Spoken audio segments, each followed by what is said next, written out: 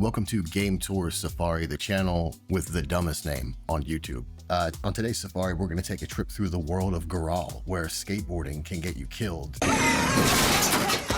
where protective eyewear is a must, and where if you believe in the wrong god, the right one will let you know. Now, if you're not familiar at all with the Phantasy Star series, maybe you've heard of it, maybe you haven't. Most of the games are great. This happens to be my favorite one. So a couple of quick things about the setting. We have the Garal system, which is a solar system with 3 inhabited planets and several different races. There are, of course, humans, and there are 3 other races which are described as human creations. We've got robotic folks who are called the Caste. We've got pointy-eared people called Newmans, and another race of people called the Beasts. So after some opening cutscenes, we finally get to meet our protagonist, Ethan. Now, to be cool in the 2000s, you needed a skateboard, right? You could BMX if you wanted. I wouldn't recommend rollerblading, but nothing was cooler in the 2000s than a skateboard. And you can see here, Ethan's doesn't even touch the ground, so. And then of course, damn. Oh boy. Yeah, Ethan, unfortunately got decked by an entire car. Now I get Ethan is a teenager, but how are you into this girl right now? She hit you with a car.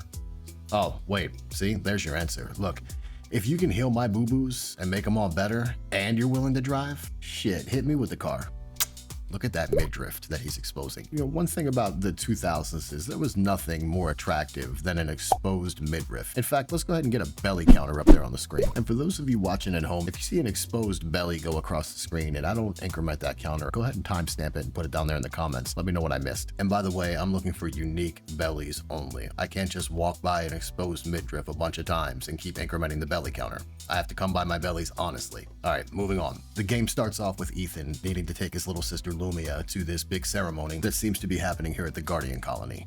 We'll find out pretty soon what a Guardian is, but for right now, just know we're in space and there's a huge special ceremony happening. On the way, Lumia gets her wallet stolen by this goofy thug, and Ethan chases after him. Imagine missing a train and then airboarding after it. The whole presentation is pretty corny nowadays, but you gotta think like it's the 2000s. When we catch up to him, we run into his brothers too. I use the word brothers because that's what they call themselves, the Vol brothers. But I'm not sure how literal it's meant to be. I mean, none of these guys look like the other. In fact, we looked at the races in the beginning and nobody has exactly the same parents here. That's all I'm saying. Anyway, it does seem for a few moments here like these goobers might give Ethan some trouble. One of them grabs him from behind and the other one starts pummeling him. But he hits him with the old 2-way genital kick, and then, of course, the fan favorite, the leaping brother roundhouse. I don't know what to say about this. One of them pulls out a knife, which is pretty cool and green and glowing, and I kind of want one, but it looks like it might get bad for Ethan. After that, a Guardian shows up, and the brothers run away.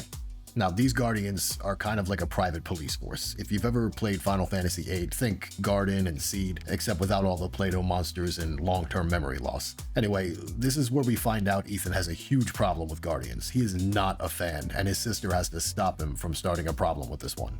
Next up, we see the Maiden's Speech, and here I really have to apologize. The upscaling only applies to the rendered gameplay. It does not apply to the cutscenes, and these things are pixelated. But even with all that pixelation, I think I know a belly when I see one. But anyway, we see the Divine Maiden, and she's sort of like a religious figurehead for the Garal system. Now, you might recognize her from her other job hitting teenagers with cars, but here she seems to be preparing to use her gift of psychic vision when she perceives a seemingly far-off threat. Seconds later, however, that threat arrives, and we see the whole tone completely change. Ethan gets separated from Lumia pretty quickly while trying to escape, and it seems like we're gonna have to find some way to get to her. Ethan rushes back to the Guardian that he was a huge dick to before and begs him for help. Thankfully, this guy doesn't hold grudges. Look at him. That's how beast men are supposed to look. I don't know what this Vol brothers situation is, and I don't really want to judge, but before the man can do anything, one of these new threats from space arrives in front of them. It's a giant organic creature called a seed, and it sprouts this huge, ugly, glowing alien monster. The Guardian is actually injured, and Ethan picks his dope red pistol up. Look at this thing. He picks up the man's pistol, and he does the standard 2 shoulder rolls that everyone is taught to do in an emergency, and fires a few well-placed shots, and takes the thing down. He checks on the Guardian, whose real name is... what? Man, no way. There's no way. There's no way. Leo Genie Santosa Barraford. I am not calling you that. You can pick one of those. Yeah, Leo, exactly. That's all you're getting. Well, he seems to be paralyzed, but only temporarily. He gives us his equipment and says we'll be able to use the radio to keep in touch. So now we finally get to check out the combat. It's a little stiff by 2026 standards, but honestly, after a few minutes, it feels just as good as it did when I played it back when it was new. You get a weapon palette and an item palette, and both of these are just kind of like loadouts, right? They let you access some of your gear without having to go into the menus. Now I remember you get a ton of different weapons and playstyles in this game, but here in the first intro chapter, we're only going to get this saber and pistol, along with this two-handed greatsword. And there are also these things called photon arts. These are sort of like equipable special moves that are tied to specific weapons. You can swap them in and out, you can level them up, kind of add to the combos, add to the damage. It's a really great system. I do love the whole glowing energy aesthetic. Like this saber, look at this thing. After a few minutes of fighting towards Lumia, Ethan runs into two of the Vol brothers from before. Now, it seems like these guys are in the same boat that we're in. They're trying to reunite with their sibling. Ethan agrees to help them. I don't know why he does, but I know for me, it's because they won me over with this weird little anxiety dance they keep doing. So this opens up party combat, which is honestly pretty simple. If you're playing offline like I am, which most people are going to be doing in 2026, your party members run on regular 2000s era video game AI. It's not that bad at all. They're pretty good at helping out, and they have some chatter that pops up with these little dialogue boxes. It's charming. The maps on Phantasy Star Universe are pretty detailed for the time. They're not the highest res things ever, but they look nice and they look consistent. They are pretty small and restricted, and in order to account for this, there is the concept of doors being locked behind these little gate keys. So what we're going to have to do is we're going to have to go find a cluster of enemies nearby. Even if you fought everybody nearby, you just go back and check, and eventually you'll find another cluster of enemies. Once you defeat them, you get the key, come back, slot it, and you're through the door.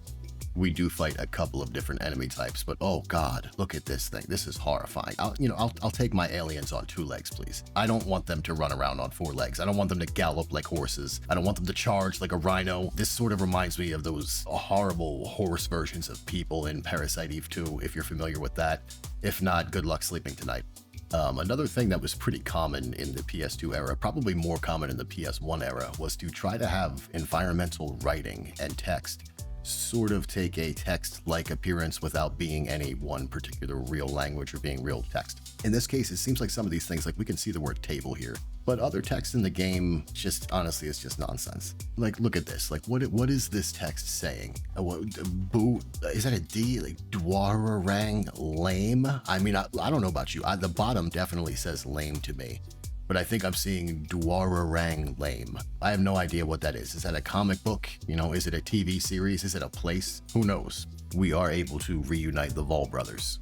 Yeah, we see the, brothers one by one start dancing, and it's do whatever you want. I'm glad your family is back together. I actually need to leave and go find my own sibling. Maybe we'll dance, maybe we won't. At this point, the game also introduces us to these goggles to look around the environment and find special demolition points where we can use our weapons to bust up some part of the environment and reveal something underneath. Now, this could be anything from an item to a person.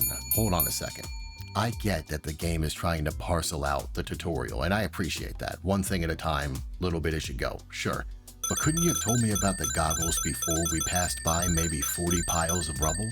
What if those were people? What the hell, Leo? No wonder Ethan hates the Guardians.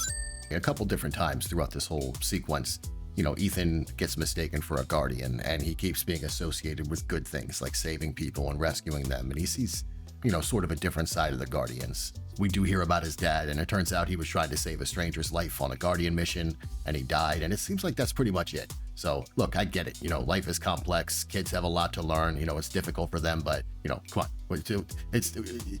It would be as believable if you told me Ethan hated strangers because his dad died saving one. In the next area, we hear Lumia's voice. It seems like we are in the right place, and we have to fight this big gel monster, one of these seed guys. Now, I'm not 100% sure what's different between this guy and the one we ran into earlier, because That guy went down after just a couple of shots. This one, however, you know, I whack away at him with the beam saber, and I even have to use a few healing items a couple times. But in the end, it turns out he's no match for Ethan and his ability to spam photon arts. So about 30 of these later, we're reunited with Lumia. Now we can tell based off the time here that this was only a rating for the boss fight, so I thought I got knocked around a good bit, but it turns out when it comes to saving sisters, I'm top class. Way to go, Ethan. You're welcome. And as the chapter comes to a close, we see Ethan heading into the Guardians' headquarters. So it seems like he's had a change of heart. Wait, what? Dwarang?